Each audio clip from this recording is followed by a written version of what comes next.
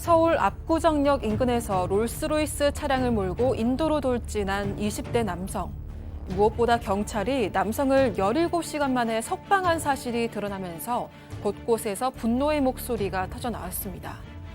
결국 국과수 조사가 이뤄졌고 그 결과 몸속에 많은 마약 성분이 있었다는 사실이 드러났습니다. 성난 여론 때문이었을까요? 오늘에서야 경찰은 남성에 대해 구속영장을 신청했습니다. 남성의 기막힌 행각, 그리고 뒤늦은 경찰의 대응. 과연 이 남성, 제대로 된 처벌을 받을 수 있을까요? 자, 정말 너무 많은 사람들의 공분을 어떻게 보면 최원종만큼이나 많은 이들의 공분을 낳고 있는 신우준. 실명이 공식적으로 공개는 안 됐습니다만 검색만 하면 다 나옵니다. 예. 자, 이 기자. 마침내 마약 분석 결과가 나왔던데 좀 설명을 해 주시죠. 네, 분석 결과 이 남성에게서 이미 알려져 있던 케타민, 이걸 포함해서 7종류의 약물 성분이 검출이 됐습니다. 이 가운데는 그 전신 마취제인 프로포폴도 포함된 걸로 확인이 됐고요. 이 남성이 사고 당시에 간이 검사에서도 케타민은 나왔는데 이게 적법하게 처방받아서 투약했는데 이게 몸에 아직 남아있는 거다라고 주장을 했습니다. 사실 이번 감식 결과는 그 소변 검사에 한한 겁니다. 모발 검사 결과는 사흘 뒤에 도착할 예정인데 이걸 모두 종합해서 경찰은 검출된 마약 성분이 모두 정말 치료용으로 처방된 게 맞는지 수사를 계속 이어갈 거고요. 또 다른 마약 투약 여부도 조사해서 이 마약류 관리법 위반 혐의 추가할지 여부도 결정할 방침입니다. 자, 모발 검사 결과는 아직 나오지도 않았고 소변 검사했더니 이렇게 와르르르르르 막 쏟아졌다. 자, 그럼 여기서 두 번째 사건 체크포인트 짚어보죠. 그렇습니다. 사고 10분 전에 저는 이게 사고가 아니라 사건이라고 부르고 싶은데 그렇죠. 사건 10분 전에도 저렇게 했다. 자, 지금 이제 확인되는 것만 얘기를 하는 겁니다. 사건 나기 10분 전에 두 가지 향정신성 의약품 약물을 지금 투약받은 걸로 지금 알려졌습니다. 사건 당일날 성형외과 의사 처방을 받아서 그 병원에서 디아제팜 또 그리고 미다졸람 등 이게 처방받은 것들을 투약하고 10분 만에 운전대를 잡아서 사고가 났던 걸로 지금 보입니다. 케타민 같은 경우는 이 간이 검사에서 나왔던 거고요. 그때 이제 케타민 하니까 예전에 정상적으로 수술하는 과정에서 이 제대로 처방받은 것이라고 얘기했는데 이거 말고도 다른 어떤 향정신성 의약품이 있기 때문에 요거는 마약류 관리법 위반인지 확인이 돼야 될 부분입니다.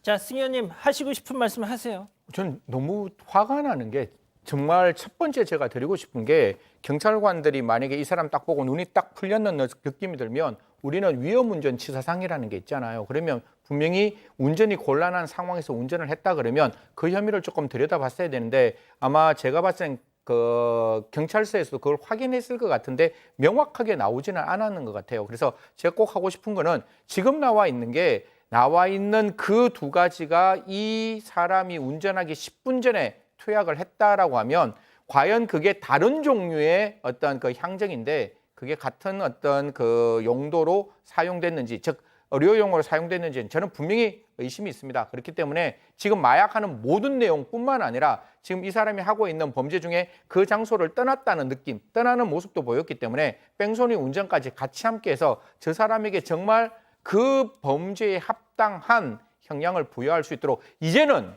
제발 좀 경찰서에서 좀 솔선수범하고 더 신속하고 더 빠르게 수사를 해야 되지 않을까요? 뿐만 아니라 저 사람이 가지고 있는 그 유명한 차가 과연 어떻게 됐는지 만약 범죄 수익이라면 환수해야 될 것이고 그게 혹시나 다른 조직과 관계되었으면 그 조직까지 일망타진하는 수사가 확대되어야 한다라는 말씀 드리겠습니다. 저희가 처음 이 사건 전해드리고 나서 의료계에 계신 분이 저희한테 제보를 주셨어요. 이 케타민.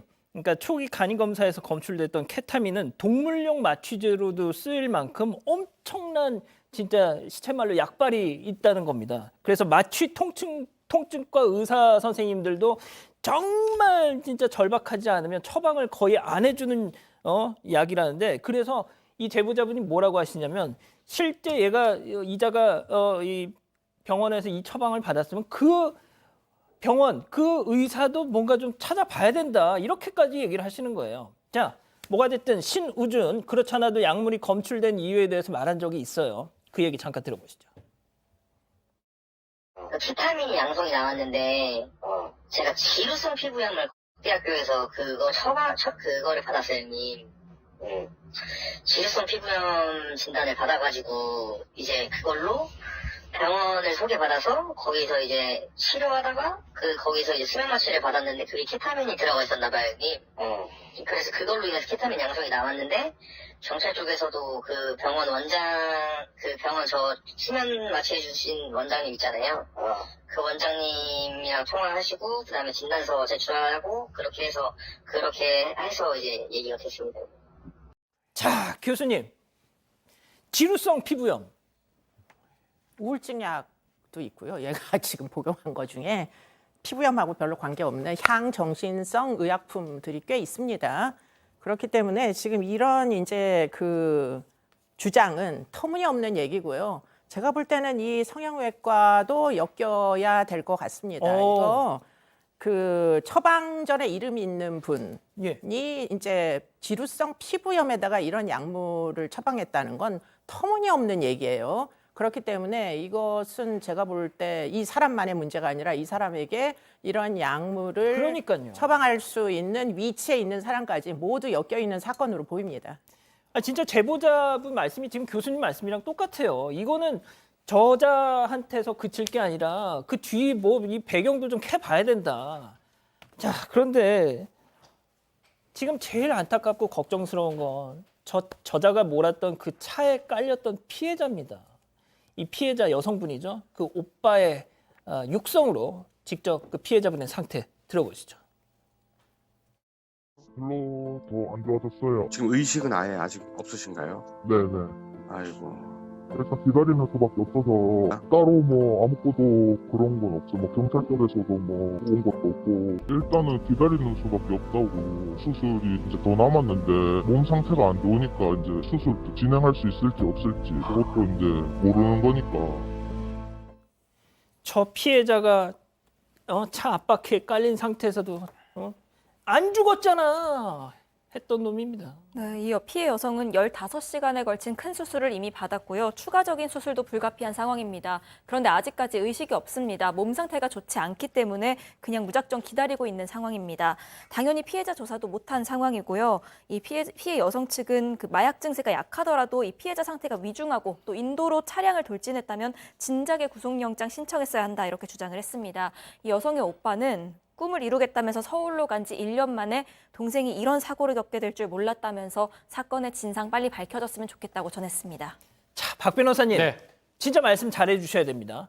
자, 17시간 만에 풀어줬어요. 그렇죠. 자, 그런데 어제, 오늘 석방을 했다가 이제 6일 만에 이제 구속영장을 청구를 했고 이제 구속이 된 그런 상황인데 이제 경찰의 설명에 따르면 이런 부분이 있습니다. 이 범죄는 사실은 특정범죄 가중처벌법상의 이 위험운전치상죄죠. 그리고 또 도로교통법상 약물운전 성립하기 때문에 이제 문제가 충분히 구속할 수 있는 사안인데 당시 이제 경찰의 설명에 따르면 48시간 이내에 다시 구속영장을 내야 되는데 시간상 좀 부족했던 것 같아요. 특히 약물도 정확하게 더 나오지도 않았었고 그리고 피해자가 지금 어느 정도 상태인지 파악을 좀 못했다고 그 부분 때문에 또 일반적인 사건으로 봐서 석방을 시켰다고 하는데 근데 좀 이해할 수 없는 게 케타민 같은 거 미리 나왔던 거거든요. 그렇죠. 간이 검사에서 그리고 이 피해자 상태가 처음부터 매우 안 좋았습니다. 그렇다면 너무 좀 그 일반적인 매뉴얼에만 갔던 게 아닌가. 48시간 아니면 실무적으로 한 30시간 안에 어떤 결정을 좀 해야 되는데 그런 것들의 어떤 얽매이다 보니까 사실은 놓쳤고 다행히 구속이 돼서 다행인데 만약에 도주를 했다 그러면 심각한 상황이 생기는 거거든요. 그런 부분은 조금 돌이켜 봐야 될 부분이라 생각이 듭니다. 자, 승 의원님. 네. 경찰이 지금 욕 바가지로 먹고 있습니다. 예. 자, 승 의원님이 이것 관련해서 취재하신 거 있다면서요. 뭐 제가 오늘 오전에 이제 경찰서에 있는 고위직하고 제가 직접 통화를 했습니다. 왜 이렇게밖에 못했느냐라고 하니까 경찰서에서는 경찰서 나름대로의 이유가 있겠죠. 이게 현행범 체포하고 난 다음에 구속영장 하려면 구속영장 청구할 수 있는 근거가 나와야 되는 그 근거가 아직 미약했다. 이해합니다. 이해하는 거는 충분히 이해하는데 경찰 여러분께 다시 한번 다음에 이런 사건이 나왔을 때 제가 머릿속에 갖고 있는 거는 이제 경찰이 가해자 편이 아니라 피해자 편에서 무엇을 할 수 있는지를 고민해 보시고 만약에 이게 조금 뭔가 법리적으로 좀 그러면 이거 검찰에 영장 청구해 보시고 좀 신청해 보시고 신청에는 검찰이 이거 기각했으면 검찰 책임이 되는 거잖아요. 그리고 검찰은 이거 적극적으로 영장 청구해서 법원이 영장 기각하면 법원의 책임인데 피해자가 이만큼 마음이 아픈 상황이고 지금 나오는 저 모습 보면 과연 교통사고를 일으킨 사람이 정상적으로 할 수 있는 부분이 아니잖아요. 교통사고 나면 도로교통법 54조에 따라서 피해자를 목숨 걸고 구했어야 되는데 제가 지금 알고 있는 바로는 경찰에 112 신고 안 한 듯한 모습이 보여요. 또한 그 현장을 떠나는 모습도 보이고 지금 아마 휴대폰이 그냥 휴대폰을 아직 경찰이 가지고 있는 게 아니라는 이야기도 나오니까 지금 당장 구속영장 하기 전에 제가 봤을 땐 지금이라도 이 사람에 대한 휴대폰은 압수수색 영장을 통해서 받아내야 된다. 몸 안에 있는 마약 성분은 지워지지 않지만 그 전화는 분명히 지워질 수 있는 거 아니에요. 지금 우리가 조직폭력배 봤을 때 문신이 뭐라 그랬죠? 그 조직폭력배를 들어가기 위한 반드시 거쳐야 한 절차인데 지금 문신 팔에만 있는 게 아니라 뒤에서도 문신 다 있는 모습이거든요. 그 부분에 대해서 꼭 좀 경찰은 강력팀까지 동원해서 이 사건 도대체 국민들이 어디까지 궁금해하시는지 확실하게 알고 그 결과를 국민에게 답변해 주시면 감사하겠다는 말씀 드리겠습니다. 자, 제가 교수님께 정리를 하겠습니다. 자, 마약 양성 반응 나왔어요. 고작 20대가 6억 원짜리 롤스로이스를 탑니다. 들으신 것처럼 온몸에 문신이 가득해요. 자, 피해자는 지금 사경을 헤매고 있습니다. 자, 그런데도 전관 변호사 써가지고 신원 보증하고 딱 석방이 됐습니다. 자, 이게 가당키나 하냐고요, 교수님. 지금 저는 약간 터무니가 없다라는 생각을 하는데요. 여기가 강남경찰서 구역이더라고요.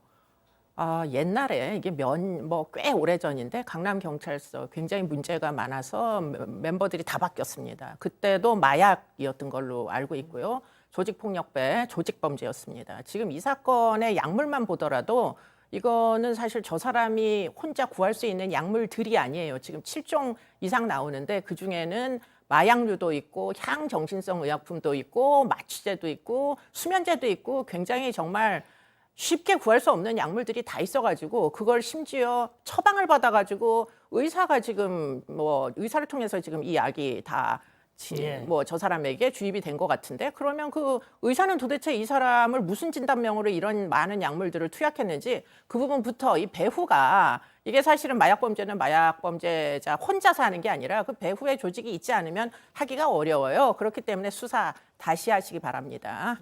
알겠습니다. 자, 두 번째 사건 정리하고요. 가족 여러분, 잊지 마시고 구독과 좋아요, 알림 설정 여기.